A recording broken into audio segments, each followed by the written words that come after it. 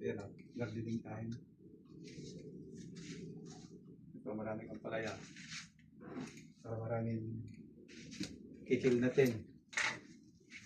After 3 months. Halos sa munggo. After 2 months, After 2 months ba? After 1 month, may ano na to, may bunga na ka. Ba, o sige. Pero may panghalo sa munggo daw. Oo. Ilipat ko to sa kabila. Kasi masyadong marami na dyan. Meron pa sana isang malaking ganun. O, ito panali.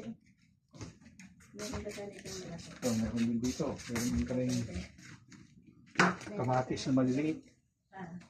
Malaki doon. Ayan o. O.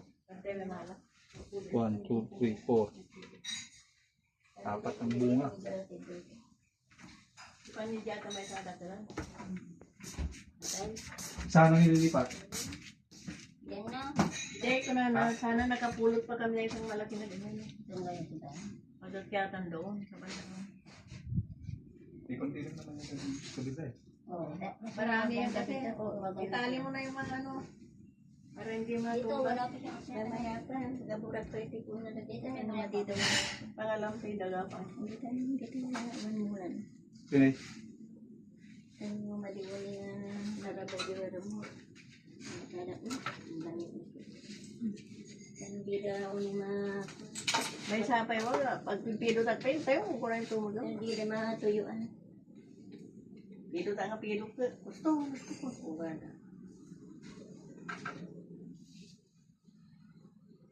Sa gaya mo yati ko. Doon na kadano nito yung uguta mo, nagsarong paya. Nagkakarayang dangat.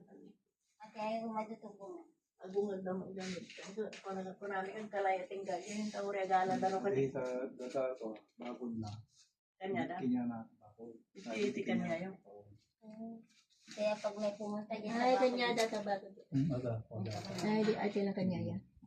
Ang pa mo makikita. Hindi ba ang eros ko dyan eh?